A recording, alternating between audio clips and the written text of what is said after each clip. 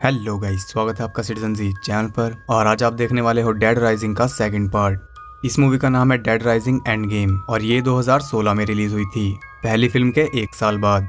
ये भी dead rising video game पर ही बेस्ड है और इसमें फर्स्ट पार्ट के आगे की स्टोरी दिखाई गई है। तो अगर आपने फर्स्ट पार्ट नहीं देखा है तो आई बटन पे क्लिक करके पहले आप वो देख लो, नहीं तो इस वीडियो में आपको कुछ भी समझ नहीं आएगा। तो वॉच टावर की तरह ये भी एक ज़ॉम्बी एक्शन मूवी है और इस मूवी का एक्शन पिछले पार्ट से कई ज़्यादा ऊपर है और साथ ही इस मूवी में कई सारे राज भी खुलने वाले हैं। तो अगर आप ऐसी ही और भी अंडररेटेड मूवीज देखना चाहते हैं तो चैनल को सब्सक्राइब करके बेल नोटिफिकेशन जरूर से ऑन कर लो, ताकि मुझे मोटिवेशन मिलती रहे और फ्यूचर में मैं आपके लिए ऐसी ही रेयर मूवीज ला सकूं। तो अब ज़्यादा देर ना करते हुए जल्दी से स्टोरी स्टार्ट करते हैं।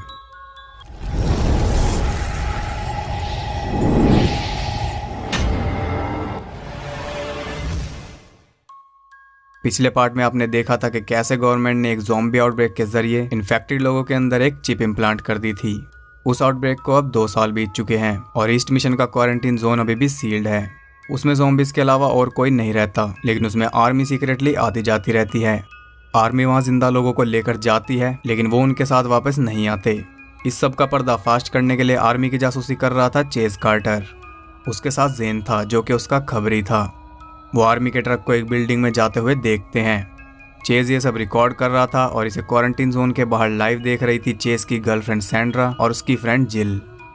चेज जेन को वहां से जाने के लिए कहता है और वो खुद उस बिल्डिंग में चला जाता है, लेकिन उसके पीछे ही एक और कार भी वहां पहुंच जाती है। उस कार में था जनरल लॉयंस। चेज ये सब छुपकर रिकॉर्ड कर रहा था।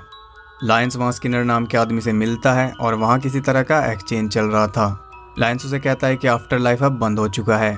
तभी एक सोल्जर जेन को वहां लाकर पटक देता है। अब जेन लायंस को देख चुका था, इसलिए स्किनर उसे मार देता है।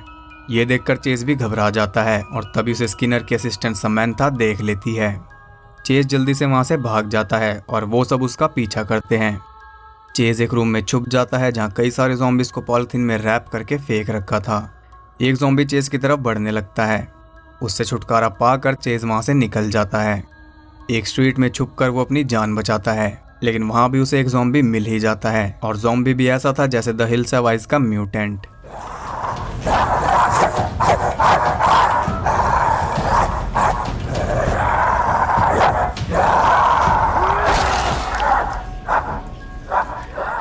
अपने दिमाग का यूज करके चेज उसे भी मार देता है। वो एक बिल्डिंग में जाता है जिसके थ्रू वो जोन के बाहर पहुंच जाता है और वहां सैंड्रा और जिल उसका पहले से वेट कर रहे थे। Don't you ever do that to me again! वो सब वहां से निकल जाते हैं और सीधा यूबीएन न्यूज़ के ऑफिस जाते हैं। उनके पास प्रूफ था और वो उन्हें वो न्यूज़ चलाने के लिए कहते हैं, लेकिन वहां का हेड उन्हें मना कर देता है क्योंकि ऑब्वियसली वो सरकार से नहीं भिड़ना चाहते थे। उन्हें पता था कि अगर जनरल के खिलाफ वो कुछ भी अपने चैनल पर डालेंगे तो अगले दिन ही वो उन्हें उठवा लेगा। चेज गुस्से में वहां से चला जाता है। वो वॉशरूम में जाता है जहाँ उसके पास जॉर्ज नाम का एक आदमी आता है। जॉर्ज उसे कहता है कि वो खतरे में है। वो चेज के बारे में सब जानता था और साथ ही आफ्टर लाइफ के बारे में भी।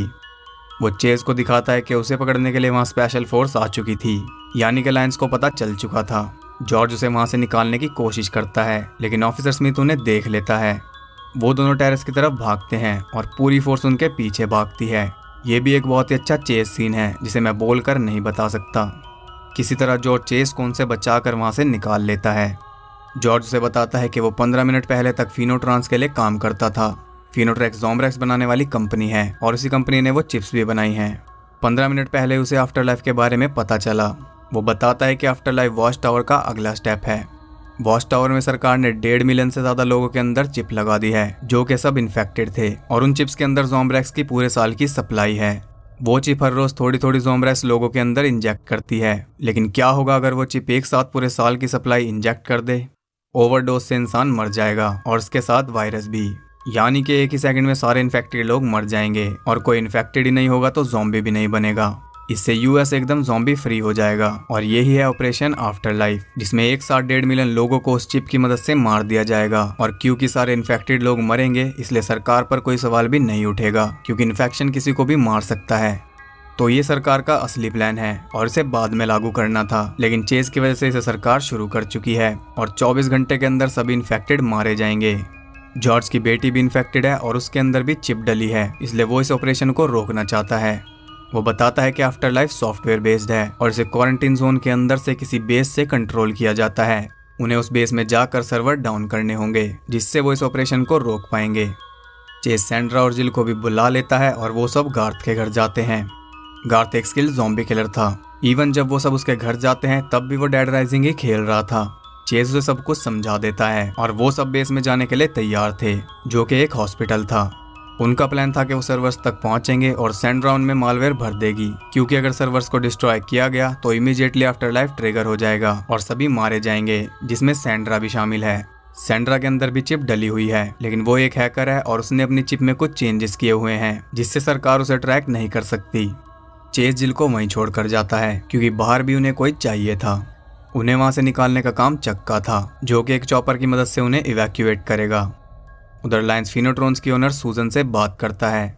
सूजन उसे ये प्रोजेक्ट बंद करने के लिए कहती है, लेकिन वो उसकी बात मानने के लिए तैयार नहीं था। उल्टा वो खुद साफ सुथरा रहकर उसे फंसा सकता था, इसीलिए उसे डरने की जरूरत थी ही नहीं। आफ्टर लाइफ में 12 घंटे बचे थे। चेज और उसकी टीम क्वारंटीन जोन में घुस जाते हैं। उधर चेज को ढूंढते हुए पुलिस गार्थ के घर भी पहुंच जाती है और टाइम रहते जिल वहां से निकल जाती है। इधर वो सब प्लान के मुताबिक टनल्स के रास्ते आगे बढ़ रहे थे। सब कुछ सही जा रहा था, लेकिन अचानक उन्हें वहां बिना सर की एक लाश मिलती है। चेज को कुछ ठीक नहीं लगता क्योंकि कल इसी रास्ते पर उसे कुछ भी नहीं मिला था। वो अपना रास्ता बदल लेते हैं, लेकिन ये उनके लिए और ज्यादा बुरा साबित होता है। गार्थ एक ट्रैप में फंस जाता है और स्किनर और उसके आदमी उन्हें पकड़ लेते हैं। चेज उसे कहता है कि वो लायंस के लिए काम करते हैं, लेकिन स्किनर उसकी बातों में नहीं आता। वो सैंड्रा को वहां से ले जाने लगता है। तभी चेज और जॉर्ज फाइट बैक करते हैं। बाहर समैंथा गार्थ को टॉर्चर कर रही थी, लेकिन गार्थ एक स्किल्ड किलर था। वो समैंथा को मारकर खुद को फ्री कर लेता है। अंदर जाते ही वो सबको मार देता है। वहां पर आग लग चुकी थी और वहां काफी सारी गैस भी रखी थी। वो सब जल्दी से वहां से भागते हैं और ब्लास्ट से बच जाते हैं, लेकिन उनका सारा गियर तबाह हो चुका था।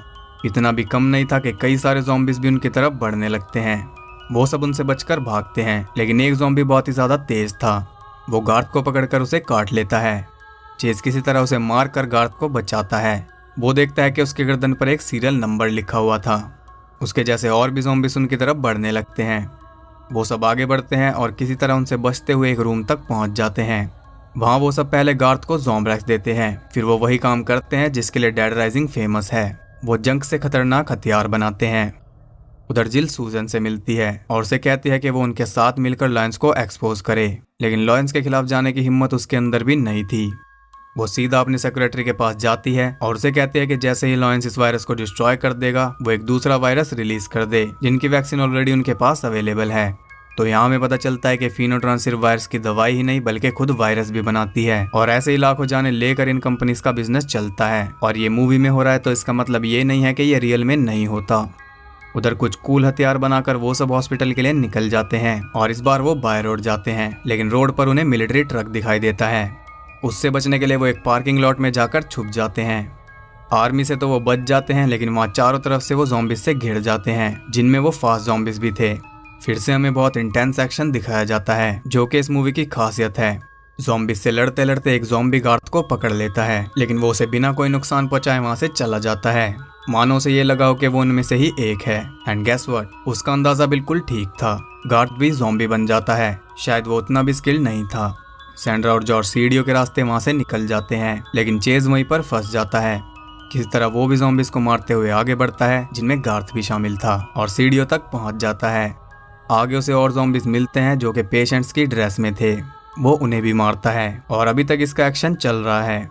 तो मैं कहना चाहूँगा कि ये मूवी सिर्फ और सिर्फ एक्शन के लिए एक बार ज़रूर देखना, मज़ा आ जाएगा। एंड में बताऊँगा कि कहाँ देख सकते हो।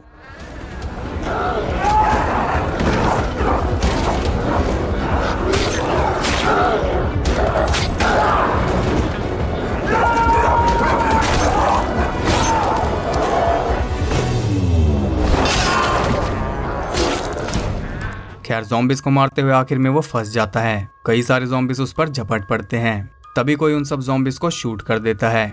वो और कोई नहीं बल्कि जॉर्डन ही थी, जिसे पिछले पार्ट में आर्मी ने कैप्चर कर लिया था।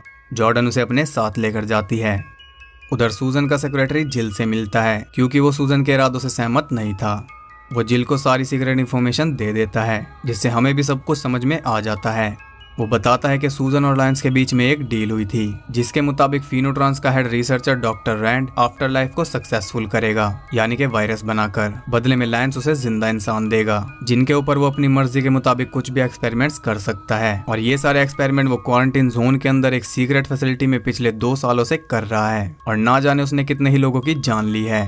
तो इससे में मूवी की स्टार्टिंग बिल्कुल क्लियर हो जाती है कि लॉयन स्किनर से किस चीज का एक्सचेंज कर रहा था। और वहाँ पॉलिथीन में जो ज़ॉम्बीज बंद थे वो भी सारे टेस्ट सब्जेक्ट्स ही थे, और जो फास्ट ज़ॉम्बीज हैं वो भी सब रैंड के टेस्ट सब्जेक्ट्स हैं। उनके अंदर कोई दूसरा वायरस है जो कि बहुत ज्यादा खतरनाक है और जिसपे ज़ॉम्ब्रेक्स बेअसर है। ये हमें गार्थ के ज़ॉम्बी बनने से पता चलता है। उधर जॉर्डन चेज को एक रूम में लेकर जाती है। चेज उसे बात करने की कोशिश करता है लेकिन जॉर्डन कोई जवाब नहीं देती। चेज उसे बताता है कि कैसे उसने उसे ढूंढने की कोशिश की थी लेकिन उसका कोई पता नहीं चल पाया। जॉर्डन का गुस्सा बिल्कुल ठीक था क्योंकि उसी की वजह से चेज क्वारंटीन जोन से बाहर निकल पाया था और उसे बचाने के चक्कर में ही वो फंसी थी, लेकिन चेज उसे नहीं बचा पाया। वो उससे बात नहीं करती। तभी वहाँ एक आदमी सैंड्रा और जॉर्ज को लेकर पहुंच जाता है। वो आदमी जॉर्डन का ही साथी था और उसे भी ज़ॉम्बीज़ ने काट लिया था, यानी कि उसके पास भी अब टाइम नहीं था। जॉर्डन तो कुछ नहीं बोलती लेकिन वो आदमी बताता है कि वो सब रैंड के हॉस्पिटल में कैद थे। वो 8 लोग किसी तरह बचकर वहां से भाग निकले थे लेकिन अब सिर्फ 2 ही बचे हैं। वो बताता है कि कैसे रैंड लोगों पर अपने क्रेजी एक्सपेरिमेंट्स करता था और न्यू वायरस बनाता था और सभी सब्जेक्ट्स में उसकी फेवरेट थी जॉर्डन। और यहाँ हमें पता चलता है कि रैंड भी वहीं पर है जहाँ वो सर्वर्स हैं। उनके पास टाइम बहुत कम था और उन्हें जल्द से जल्द हॉस्पिटल तक पहुँचना था।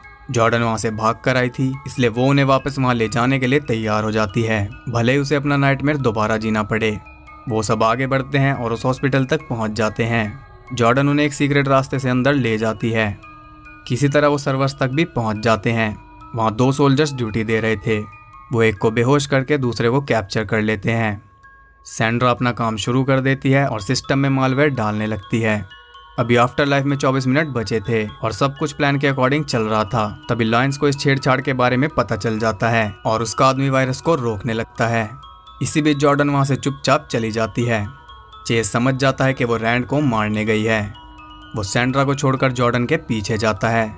जॉर्डन रैंड तक पहुंच जाती है लेकिन उसकी जगह वो दूसरे डॉक्टर को मार देती है और रैंड उसे फिर से कैप्चर कर लेता है। इधर सैंड्रा लायंस के अटैक को काउंटर कर देती है और अब लायंस वायरस को रोक नहीं सकता था लेकिन वो उसकी स्पीड स्लो कर सकता था और वो ऐसा ही करता है। साथ ही वो उस हॉस्पिटल को उड़ाने के लिए एक जेट को भी भेज देता है जो कि 15 मिनट में वहां पहुंचने वाला था और वायरस को अपलोड होने में 12 मिनट बचे थे। उधर रैंड जॉर्डन के ऊपर फिर से टेस्टिंग शुरू कर देता है। तभी चेज वहां पहुंच जाता है लेकिन रैंड उससे बिल्कुल भी नहीं डरता। चेज रेडियो के थ्रू सैंड्रा को बताता है कि रैंड ने जॉर्डन को RXX22 नाम की ड्रग दी है और सैंड्रा सिस्टम में उसकी वैक्सीन ढूंढने लगती है।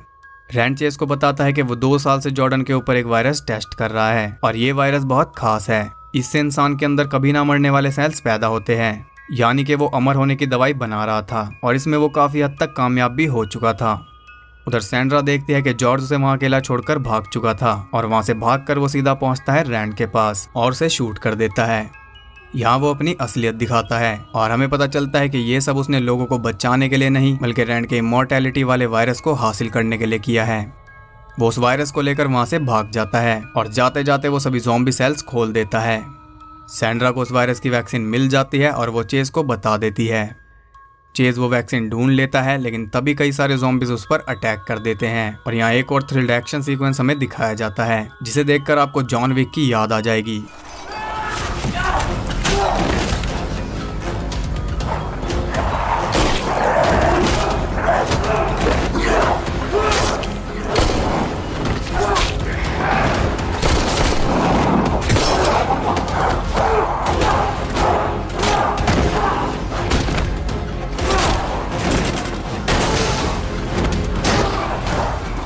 सैंड्रा को प्लान फेल होता नजर आ रहा था इसलिए वो एक हार्ड डिसीजन लेती है। वो अपने अंदर से चिप निकाल देती है और एक ज़ॉम्ब्रेक शॉट ले लेती है। ज़ॉम्बीज़ उन तक भी पहुंच जाते हैं लेकिन सैंड्रा वहां से नहीं जाती। वो एकदम लास्ट सेकंड का वेट करती है और इतना वो सोल्जर उन ज़ॉम्बीज़ से निपटता है। आखिर में सैंड्रा आफ्टर लाइफ को रोकने में कामयाब हो जाती है। वो सर्वर्स को फ्रीज कर देती है लेकिन अभी एक जेट उनकी तरफ बढ़ रहा था। वो जल्दी से वहां से निकलती है। ज़ॉम्बीज़ से लड़ते हुए वो सोल्जर मारा जाता है। सैंड्रा किसी तरह ज़ॉम्बीज़ से बचते हुए लिफ्ट तक पहुंच जाती है। उधर चेज भी जॉन विक स्टाइल में सभी ज़ॉम्बीज़ को मार देता है और जॉर्डन को वैक्सीन देकर उसे जगा देता है। वो दोनों भी वहां से भागते हैं। सैंड्रा छत पर पहुंचती है जहां चक चॉपर लेकर उनका वेट कर रहा था। चक उसे कवर करता है और वो चॉपर में बैठ जाती है। चेज भी जॉर्डन को लेकर छत पर पहुंच जाता है। चक उनके लिए ज़ॉम्बीज को रोकता है और वो दोनों भी चॉपर में बैठ जाते हैं। वो सब सही सलामत वहां से बचकर निकल जाते हैं और उनके जाते ही जेट उस हॉस्पिटल को उड़ा देता है। लेकिन ये हैप्पी एंडिंग नहीं हुई क्योंकि जॉर्ज भी तो बचकर निकल गया। जॉर्ज भी सही सलामत टनल के रास्ते से जा रहा था, तभी ऑफिसर स्मिथ उसे शूट कर देता है और उसका अमर होने का सपना भी उसी के साथ चला जाता है। तो अब हुई हैप्पी एंडिंग। तो जैसा कि मैंने वीडियो के स्टार्ट में ही कहा था कि इस मूवी में बहुत सारे राज खुलने वाले हैं और कई सारे राज खुले भी जो कि हमने एक्सपेक्ट भी नहीं किए थे। पिछली मूवी में हमें सरकार का एक मोटिव पता चला था, लेकिन इसमें हमें पता चला कि वो तो कुछ भी नहीं था। रियलिटी तो कई गुना ज्यादा गहरी है। सरकार एक प्राइवेट कंपनी से टाई अप करती है और उनसे एक वायरस बनवाती है, लेकिन वायरस के साथ ही वो उनसे एंटीवायरस भी बनवा लेती है।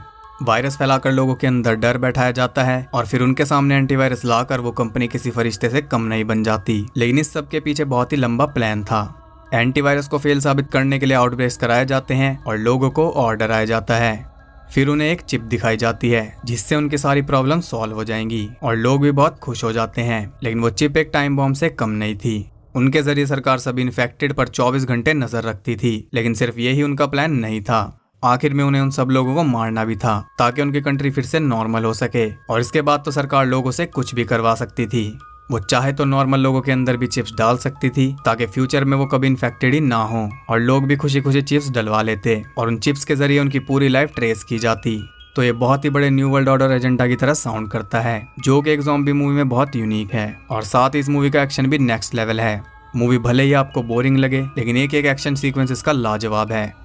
तो फर्स्ट फिल्म के 1 महीने बाद ही सीक्वल अनाउंस कर दिया गया था, क्योंकि उस मूवी को थिएटर के बजाय टीवी पर रिलीज किया गया था और उसे बहुत अच्छा रिस्पांस भी मिला था। इस मूवी को भी बहुत अच्छे रिव्यूज मिले हैं और कई सारे अवार्ड्स में नॉमिनेट होने के बाद इसने कई अवार्ड्स भी जीते हैं। फिर भी ये मूवी बिल्कुल अननोटिस्ड है, कोई भी इनके बारे में नहीं जानता। गूगल पर अगर बेस्ट ज़ॉम्बी मूवीज सर्च करोगे तो 50 मूवीज आ जाएंगी, लेकिन ये मूवीज नहीं आएंगी। और जो मूवीज ऐसे अननोटिस्ड रह जाती हैं, मेरा काम है उनको आप तक लाना, ताकि आपको पता चले कि कुछ मेन स्ट्रीम मूवीज के अलावा भी बहुत सारी देखने लायक मूवीज हैं। और इसका सबसे बड़ा एग्जाम्पल हैचेट है। हैचेट की रीप्ले वैल्यू किसी भी फेमस स्लैशर से कई गुना ज्यादा है, यानी कि बिना बोर हुए किसी और स्लैशर के मुकाबले आप हैचेट को ज्यादा बार देख सकते हो। खैर, इस मूवी के आगे और कोई मूवीज फ्रेंचाइज में नहीं आई है और अभी के लिए ये सीरीज यहीं पर खत्म होती है। जब भी इसकी कोई न्यू मूवी आएगी तो आपको यहाँ देखने को मिल जाएगी। और next video horror legend series की होगी, जिसे कई सारे लोग गैस भी कर चुके हैं। तो nightmare on the Elm street reboot जल्दी ही आपके नजदीकी चैनल पर। तो आज की वीडियो में इतना ही। अगर आपको वीडियो और मेरे एफर्ट्स पसंद आए हैं तो वीडियो को एक लाइक और एक कमेंट जरूर करना। पिछली वीडियो में आप सबने दिखा दिया कि मेरी कम्युनिटी में सबसे खतरनाक लोग जुड़े हैं। व्यूज भले ही ज्यादा ना आए, लेकिन लाइक्स और कमेंट्स से सारी कहानी बता देते हैं। तो ऐसे ही सपोर्ट बनाए रखिए। अभी कई सारे टारगेट्स हमें अचीव करने हैं। और जिन्होंने अभी तक चैनल सब्सक्राइब नहीं किया है, वो भी प्लीज चैनल को सब्सक्राइब करके बेल नोटिफिकेशंस ऑन कर लें, ताकि मैं फ्यूचर में ऐसी ही वीडियोस ला सकूं और आप सब तक नोटिफिकेशंस भी भेज सकूं। और अगर इंस्टाग्राम यूज करते हो तो वहाँ भी फॉलो कर सकते हो, वहाँ 1000 फॉलोअर्स भी नहीं है। ज्यादा अपडेटेड रहने के लिए अगर आप चाहो तो वहाँ भी फॉलो कर सकते हो। और इस मूवी का लिंक आपको मेरे टेलीग्राम चैनल में मिल जाएगा, लिंक डिस्क्रिप्शन में है। इसे डाउनलोड करने के लिए आपको एक लिंक शॉर्टनर स्किप करना होगा, जिसका ट्यूटोरियल वीडियो भी आपको टेलीग्राम चैनल में ही मिल जाएगा। तो मैं मिलता हूँ आपसे अगली वीडियो में, तब तक के लिए सबको बाय।